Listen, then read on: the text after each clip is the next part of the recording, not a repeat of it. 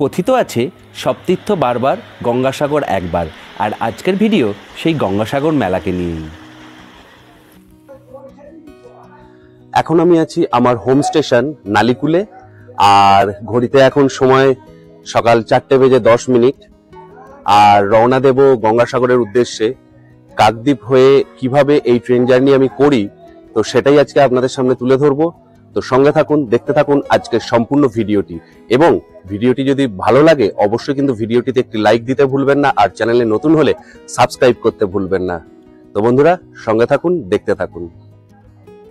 সময় এখন সকাল 4:11 আর আমার ট্রেন নালিকুল স্টেশনে এসে পৌঁছে গেল।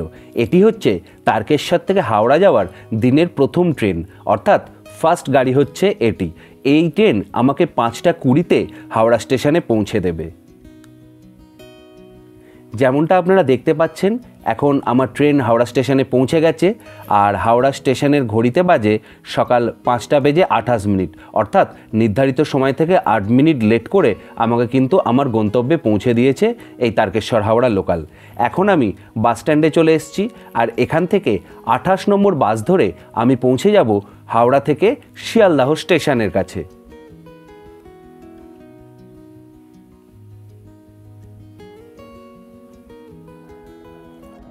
চলে এসেছি শিয়ালদা, আর এখান থেকে ট্রেন ধরে যাব গঙ্গাসাগরের উদ্দেশ্যে।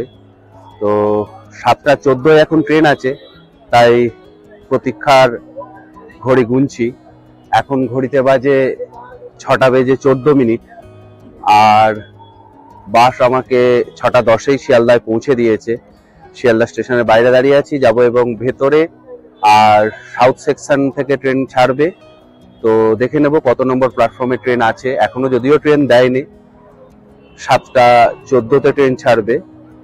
তো যাব এবার ভেতরের দিকে যাব। তো চলুন। শিয়ালদাহ স্টেশনের এই দিকটিই হচ্ছে সাউথ সেকশন, আর এখান থেকেই আমাদের ট্রেন ছাড়বে। ট্রেন অলরেডি 21 নম্বর প্ল্যাটফর্মে দিয়ে দিয়েছে শিয়ালদাহ স্টেশনের সাউথ ডিভিশনের 21 নম্বর প্ল্যাটফর্মে, আপ 34720 নামখানা লোকাল। এই নামখানা লোকালই ক্যানিং স্টেশন হয়ে যাবে। যেমনটি আপনারা দেখতে পাচ্ছেন, শয়ে শয়ে কাতারে কাতারে লোক এগিয়ে চলেছে এই ট্রেন ধরার উদ্দেশ্যে, যার অধিকাংশটাই যাবে কিন্তু গঙ্গাসাগর মেলাতে।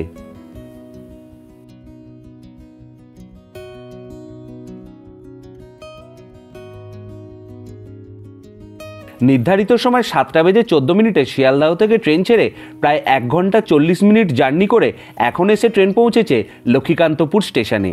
আর এখানেই প্রায় 15 থেকে 20 মিনিট ট্রেন দাঁড়াবে। তাই সকালের জলখাবারের প্রচণ্ড খিদে লাগায় চলে এসেছি এখানকারের একটি ফেমাস পরোটার দোকানে, আর এখানে মাত্র 20 টাকার বিনিময়ে সকালের জলখাবারটিও কিন্তু করে নিলাম। সকাল 9:46 কাকদ্বীপ স্টেশনে টাইম হলেও ট্রেন আমাকে 15 মিনিট লেট করে 10:02 কাকদ্বীপ পৌঁছে দিল। ট্রেনকে টাটা করে নেমে পড়লাম, কারণ ট্রেন তার ডেস্টিনেশন যাবে নামখানা, আর আমি এখন আছি কাকদ্বীপে। আর এই কাকদ্বীপ স্টেশন থেকে বাইরে বেরিয়ে যাব আমি, টোটো নেবো, আর টোটো করে যাব আমি 8 নম্বর লট। তো দেখি এখন টোটো ভাড়া কত, আর যেতে কতক্ষণ সময় লাগে। এখন আছি কাকদ্বীপ স্টেশনের ঠিক সামনে, 2 নম্বর প্ল্যাটফর্মের ঠিক সামনে। এই গঙ্গাসাগর মেলার সময় প্রশাসন এবং মেলা কর্তৃপক্ষের তরফ থেকে বিভিন্ন রকমের ব্যবস্থা নেওয়া হয়। তারই মধ্যে অন্যতম এই ব্যবস্থাটি, যেটি আপনাদেরকে এখন দেখাতে চলেছি। স্টেশন থেকে নেমে এই রাস্তাতে এসেই আপনারা কিন্তু টোটো পেয়ে যাবেন 8 নম্বর লটে যাওয়ার জন্য। আর এই যে সামনেই দেখছেন প্যান্ডেল করা রয়েছে স্টেজের মতন, এখান থেকেই আপনারা লঞ্চের অর্থাৎ ফেরির টিকিট পেয়ে যাবেন। যাওয়ার জন্য 40 টাকা আর আসার জন্য 40 টাকা, মোট 80 টাকার বিনিময়ে কিন্তু আপনারা এখান থেকে টিকিট পেয়ে যাবেন। এই 80 টাকার টিকিট কিন্তু শুধুমাত্র মেলার সময়ের জন্য, অন্য সময় কিন্তু ভেসেলের ভাড়া অনেকটাই কম। স্টেশন থেকে আর এই 8 নম্বর লট যাওয়ার জন্য যে রাস্তা, তা হচ্ছে 8 কিলোমিটার দীর্ঘ, আর যেতে সময় লাগে টোটোতে প্রায় 15 মিনিটের কাছাকাছি। আর এর জন্য সারা বছরের ভাড়া 20 টাকা থাকলেও এই মেলার সময় ইউনিয়ন থেকেই ওনারা 30 টাকা ভাড়া করে দিয়েছেন এই 1 সপ্তাহের জন্য। বাকি সারা বছর যারা আসবে তাদের জন্য 20 টাকাই লাগবে।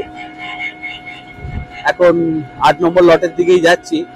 টিকিট তো আপনাদেরকে আগেই দেখালাম যে আমি স্টেশনের ওখানেই যে কাউন্টার করেছে, অস্থায়ী সহায়তা কেন্দ্র যেটা করেছেন মেলা কর্তৃপক্ষের তরফ থেকে, সেখান থেকেই আমি ভেসেলের টিকিট নিয়ে নিয়েছি, যার মূল্য যাওয়ার জন্য 40 টাকা এবং আসার জন্য 40 টাকা। টিকিট আমি যে কোনো দিন যেতে পারি, যে কোনো দিন আসতে পারি।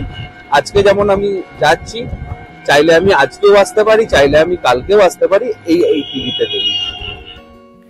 টোটো থেকে নেমে এই রাস্তাতেই আপনারা সোজা এগিয়ে আসবেন লঞ্চঘাটের দিকে। আপনাদের বুঝতে যদি কোনো অসুবিধা হয় তার জন্য কিন্তু প্রশাসনের লোক সর্বদাই রয়েছে আপনাদের সহায়তা করবার জন্যে। এই হচ্ছে লঞ্চঘাট। এখান থেকে ভেসেল ধরেই আপনাদেরকে যেতে হবে ওই পিঠে কচুবেড়িয়ার লঞ্চঘাটে। এই যে দেখতে পাচ্ছেন 1 নম্বর লঞ্চঘাট, এখান থেকেই কিন্তু আপনাদের ভেসেল ছাড়বে কচুবেড়িয়ার উদ্দেশ্যে। 8 নম্বর লট থেকে কচুবেড়িয়া ঘাটে যাওয়ার জন্য ভেসেলে 45 থেকে 50 মিনিট সময় লাগবে। আর যদি জোয়ার থাকে সেক্ষেত্রে সময় আরও কিছুটা বেশি লাগতে পারে। ভাটার সময় কিন্তু ঘাট পরিবর্তন হয়, সেক্ষেত্রে আপনাদেরকে প্রশাসনের কাছ থেকে সহায়তা নিতে হবে। ভেসেল থেকে নেমে 2-4 মিনিট সামনে এগিয়ে এলেই আপনারা পেয়ে যাবেন মেন রাস্তা। আর মেন রাস্তাতেই কিন্তু প্রশাসনের পক্ষ থেকে বাসের ব্যবস্থা করা রয়েছে এই মেলার সময়ে। এই বাসেই প্রায় 30 কিলোমিটার রাস্তা আপনাদেরকে অতিক্রম করতে হবে কচুবেড়িয়া থেকে সাগর সঙ্গমে যাওয়ার জন্যে। গঙ্গাসাগর মেলাকে উদ্দেশ্য করে প্রশাসনের পক্ষ থেকে এরকম বহু বাস এখানে ব্যবস্থা করা রয়েছে। আর সারা বছরও কিন্তু এই রাস্তা থেকেই আপনারা লোকাল বাস পেয়ে যাবেন কচুবেড়িয়া থেকে সাগর সঙ্গমে পৌঁছানোর জন্যে।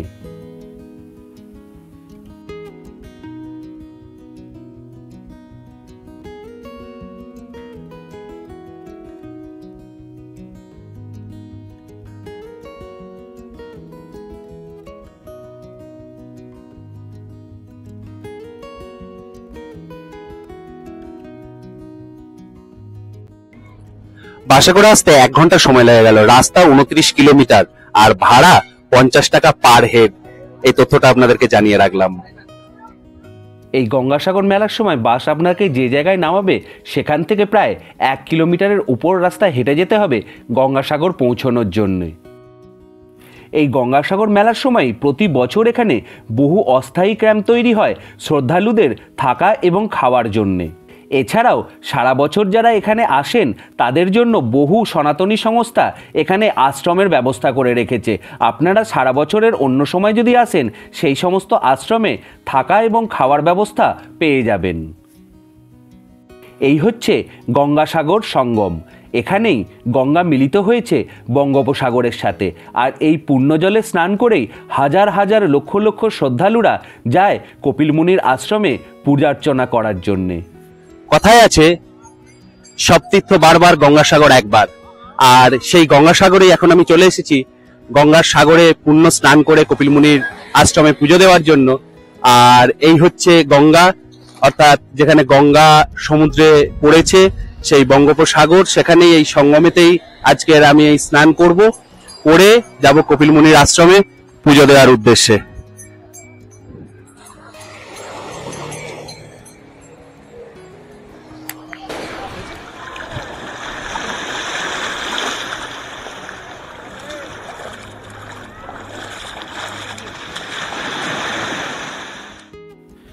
স্নান করা হয়ে গেলে ফ্রেশ হয়ে সোজা চলে আসুন মন্দিরে পুজো দেওয়ার উদ্দেশ্যে। সঙ্গম থেকে মন্দিরের দূরত্ব খুব বেশি হলে 200 মিটারের পথ।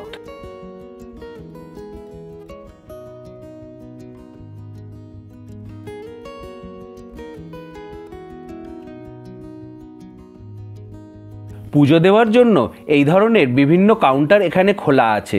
আপনারা এখান থেকেই পূজার ডালা সংগ্রহ করে চলে যাবেন মন্দিরে পুজো দেওয়ার জন্যে।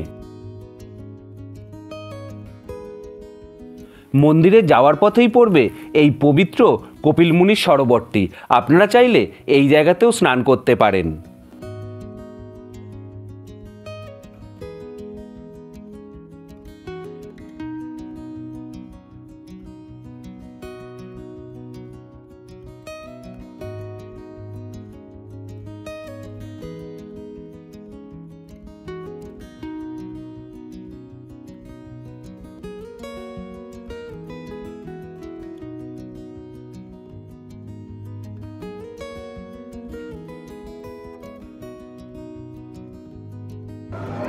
এখন মন্দিরের ভিতরেই রয়েছি, আপনারা দেখতে পাচ্ছেন এই হচ্ছে পুরো মন্দিরের ভিতরের পরিবেশ।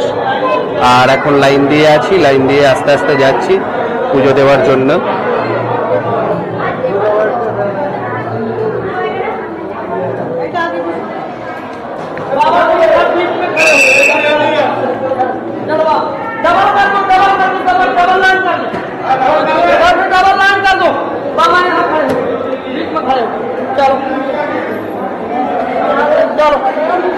भीड़ में पैसे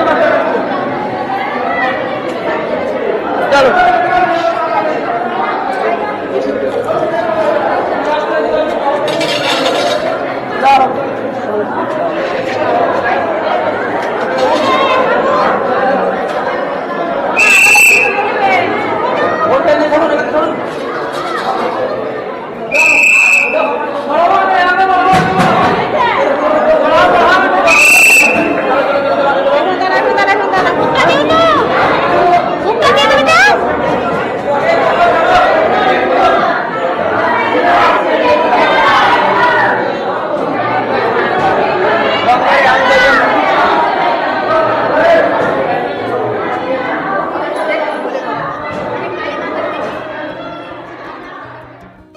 ভোরবেলায় বাড়ি থেকে বেরিয়ে আমি যখন গঙ্গাসাগর এসে পৌঁছেছিলাম তখন ঘড়িতে সময় ছিল প্রায় 1টা। আর তাড়াতাড়ি করেই আমি সাগরে স্নান করে মন্দিরে পুজো দিয়ে দিয়েছিলাম। আর দুপুরের ভোজনটাও কিন্তু পুজো দেওয়ার পর আমি ওখানেই সেরে নিয়েছিলাম। আর দুপুর 3টের মধ্যে আমি বেরিয়ে পড়েছিলাম ঘরে ফেরার উদ্দেশ্যে। আমার এই গঙ্গাসাগর ভ্রমণ ছিল মাত্র 1 দিনের। সকালে এসে সন্ধ্যায় ফেরার সময় গঙ্গার উপরে এই সুন্দর লাইটিং কিন্তু আমার মন কেড়ে নিয়েছিল। আপনাদের কেমন লাগলো এই ভিডিওটি অবশ্যই কিন্তু আমাকে কমেন্ট বক্সে কমেন্ট করে জানান। আর যদি কোনো প্রশ্ন থাকে সেটিও কিন্তু আমাকে কমেন্ট করে জানাতে পারেন। তাহলে বন্ধুরা, আজকের এই গঙ্গাসাগর মেলার ইনফরমেটিভ ভিডিওটি আপনাদের কেমন লাগলো অবশ্যই কিন্তু আমাকে কমেন্ট করে জানাবেন। আর যদি আপনাদের মনে কোনো প্রশ্ন থাকে সেটিও কিন্তু আমাকে কমেন্ট বক্সে কমেন্ট করতে পারেন। আর ভিডিওটি যদি ভালো লেগে থাকে তাহলে কিন্তু অবশ্যই ভিডিওটিতে একটি লাইক করে দেবেন। আর অবশ্যই বন্ধু বান্ধবের সাথে শেয়ার করতে কিন্তু ভুলবেন না। আর আমার এই মনের কথা মনের সাথে চ্যানেলে যদি আপনারা নতুন হয়ে থাকেন তাহলে কিন্তু অবশ্যই চ্যানেলটিকে সাবস্ক্রাইব করে পাশে থাকা বেল আইকন নোটিফিকেশন অল করতে ভুলবেন না। তো বন্ধুরা, আজ এই পর্যন্তই। দেখা হবে আবার পরের দিন নতুন কোনো ভিডিওয়ে। ততক্ষণ ভালো থাকবেন, সুস্থ থাকবেন। আজকের মতন টাটা।